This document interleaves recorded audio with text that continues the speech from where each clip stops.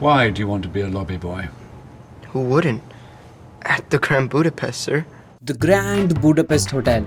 The Grand Budapest Hotel by Wes Anderson is a visual treat. Every scene, every shot of this movie is carefully planned and meticulously composed.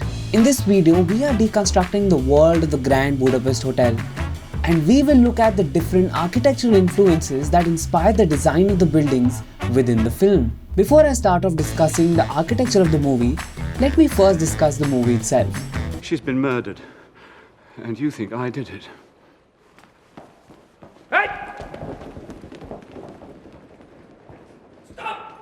For those of you who have not seen it, The Grand Budapest Hotel is a 2014 comedy drama film written and directed by Wes Anderson.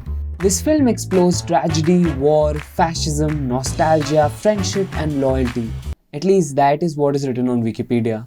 The film's cast includes our very own Lord Voldemort, aka Ralph Fiennes, the Ancient One, aka Tilda Swinton, and my personal all-time favorite, Saoirse Ronan. How old are you? 23. 23. I'm almost 24 though, guys. Okay, almost 24. 23 and 3/4. Okay. Of course, the whole cast of the film is actually star-studded, but much more than the cast of the film, what really shines is the design and the sets. Wes Anderson, along with the production designer Adam Stockhausen, curated this fictional world in which they set the Grand Budapest Hotel. Speaking of the story, it is, alright. You're looking so well, darling. You really are. They've done a marvellous job. I don't know what sort of cream they've put on you down at the morgue, but I want some. Honestly, you look better than you have in years. It is honestly not the greatest and quite slow at times. The film actually was nominated for 9 Academy Awards and it won 4 of them. One of them was for Best Production Design. The Grand Budapest Hotel. So now let's look at what makes this movie worthy of so many accolades and what architecture went into the film. The incidents that follow were described to me exactly as I present them here.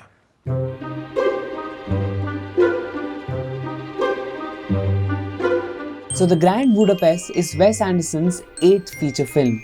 In his body of work, one can see that Anderson is easily the most architectural filmmaker out there. Virtually all his films revolve around a single, hermetic, highly detailed, often custom-built location. This movie is set in the fictitious Republic of Dubravka. It is about a man narrating a story in the 1980s that was told to him in the 1960s about an event that happened in the 1930s. Yes, it is storyception. So in this story, Wes Anderson explores the life of the hotel concierge, Gustav H., and the events that suddenly put his life in a turmoil. Architecturally, there are 2 aspects that we are going to talk about in the film: the country and the hotel itself. Let's first dive into the country. The whole story is set in the fictional country of Dubravka. Everything for this country is custom designed, from flags, banknotes, uniforms, right down to pastry boxes, perfume bottles and stamps. What was portrayed as Dubravka was basically 2 fictional towns and some other locations. One was a small spa town called Nebelsbad, where the Grand Budapest Hotel is actually located in the movie. And the other part of Dubravka that we see is Lodz, which is a much larger town and has much darker and more serious or ominous feeling towards it. There's sort of dark, kind of gothic quality to the buildings there. We see the country as it was in 1932. As you might recall, around that time, Europe was divided and things were getting heated up.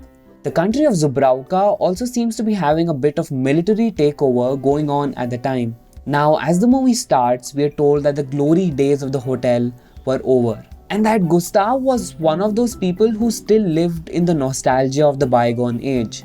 To bring the nostalgic world of M. Gustav to life, Anderson used various Eastern European towns and cities in Germany as the backdrops for Dubravka. However, most of the key scenes in the Grand Budapest Hotel were specifically filmed in the easternmost area in Germany, namely Görlitz. This wonderful little town with all this still standing architecture from the 15th and 16th centuries. It's a really beautiful, perfect little spot. Görlitz is a town with an old world charm that has made it very popular with filmmakers. Within the last few years alone, a host of feature films were shot in Görlitz, including Inglourious Bastards, The Reader, The Book Thief, and The Monuments Men. But even though most of the shooting was done in this cute little town, Wes Anderson actually had many more inspirations. In an interview with NPR, Wes Anderson shared that Prague is the city that inspired the creation of his Dubravka. But it wasn't just Prague. He added that Lutz is a mixture of Vienna, Prague, and Budapest.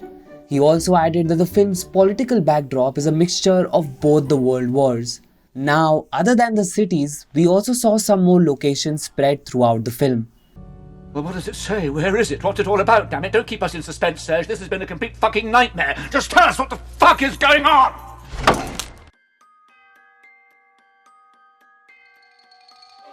The first was the Zwinger Museum. One very ominous scene in the movie was filmed at the Zwinger Museum in Dresden. In the movie, the museum becomes Kunstmuseum, where Deputy Kovacs got off the cable car to escape from a stalker. The Zwinger Museum is a former Rococo palace and orangery that transformed into an art museum for the Grand Budapest Hotel. Originally built in the 18th century to host outdoor court festivities in Saxony, Zwinger was practically destroyed during the World War II. After the war, it was rebuilt and is now home to important European paintings and porcelain collections. Another location that comes in this film is the Sphinx Observatory in Switzerland. Among the most memorable scenes from the Grand Budapest Hotel were the snowy mountaintop scenes with Young Gustav and Zero. While what we see in the movie is a miniature model made specifically for the movie, the design is based on a real-life location, the Sphinx Observatory in Switzerland. Opened in 1937, the Sphinx Observatory is one of the buildings with the highest altitude in Europe, standing tall at approximately 11,700 feet above sea level. It's where scientists study the stars and collect high-tech light scanning data. Alongside the observatory, there's a public viewing deck which offers some magnificent views of the area. So now that we've discussed the countries, the cities and some locations within them, let's jump to our main event. Let's now discuss the Grand Budapest Hotel.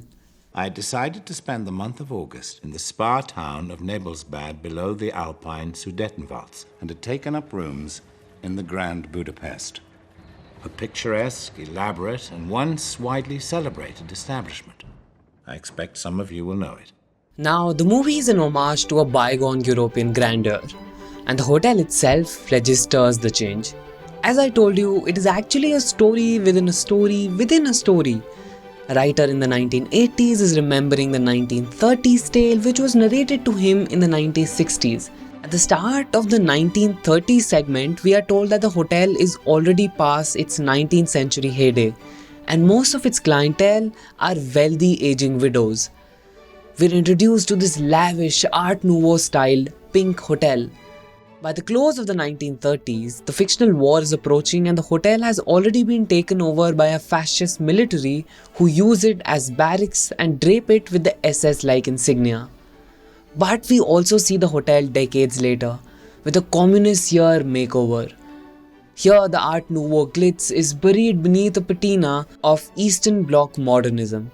The lobby is a deserted sea of plain, plasticky surfaces, backlit ceiling panels, geometric forms in sickly greens, browns and oranges. The hotel's wedding cake facade has been given a functionalist makeover. Square openings, flat roofs, brown stone cladding. The Grand Budapest has become a troops' barracks.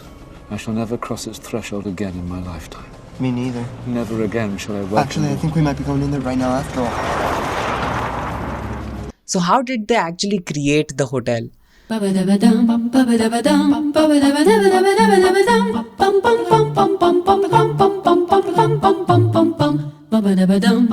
fell to the production designer Adam Stockhausen to create the elaborate mirages of the Grand Budapest Hotel. His strategy was a painstaking one, to design the movie frame by frame, shot by shot. First, let's talk about the exterior. The exterior is a 9 feet tall model. Yes, a small architectural model was made of both the 1930s hotel and the 1960s one. Inspiration for the Grand Budapest was gathered from a variety of sources. Design of the movie is almost all inspired by things in real life, and the process of preparing the movie was in part traveling to different places in Eastern Europe and gathering ideas for what would go into this hotel. In the end, it was a hotel that we needed to kind of create. As Stockhausen puts it, anything we could find on hotel history or luxury travel, from books to old photographs from the Library of Congress, were used. The crew also scouted real hotels for ideas. One of the richest sources for this hotel was the Grand Hotel Pupp in Czech Republic. The 228 hotel room was built in 1701 and has a red carpeted lobby bar and a flagship restaurant that are directly reminiscent of the Grand Budapest. Echoing the eventual fate of the Grand Budapest, the Pupp was also nationalized by Czechoslovakia's communist government in 1951 and gradually fell into decline. Now, where Anderson Hotel is eventually demolished, the Pupp was privatized in 1989 and restored to something approaching its former glory. Bond fans will recognize it as Hotel Splendid from Casino Royale. The Grand Budapest Hotel's pink facade was also inspired by Palace Bristol Hotel. Now, the design of the face of the hotel, especially during the 1930s, was created in an Art Nouveau style. Now, even though the exterior of this hotel is a model, the interior is very much real. Well, sort of. The vast atrium lobby and its stained glass ceiling and sweeping staircase is actually the former department store Gorlitzer Warenhaus, designed in 1930 by Austrian architect Karl Schumanns. This department store is a Art Nouveau or Jugendstil, as we learned it was called, and that was what drew us to that town, because we couldn't find a real hotel that was right. We couldn't find a hotel where we could just do it. I had sort of thought, well, we'll go to in Switzerland somewhere. We're going to find this place, and it's going to somewhere. And we just never did. We got lots of ideas traveling around, but we never found the place. And then this department store sort of started to suggest a way we could do it. Anderson and Adam converted it into a 1930s hotel by researching countless archive photos of extinct buildings from that era, grabbing an elevator door here, a stairway there. The result is an amazingly vibrant, beautiful hotel. So as I told you, this story takes place over different years.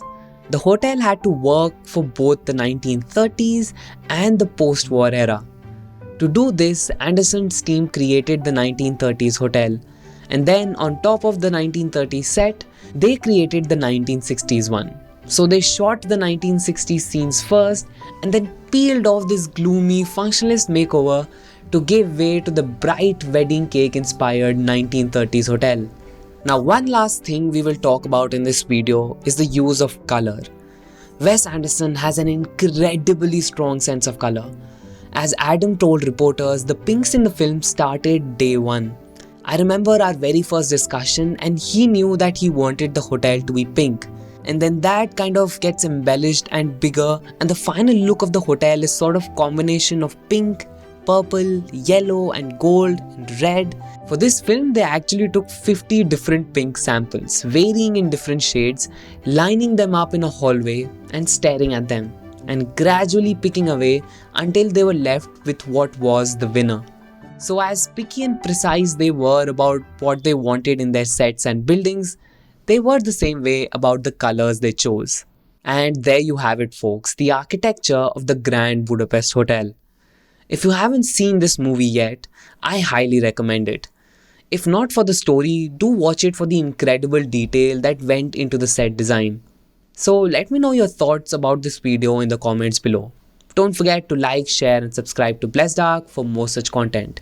And also, let me know in the comments below which movie or TV show should I cover next.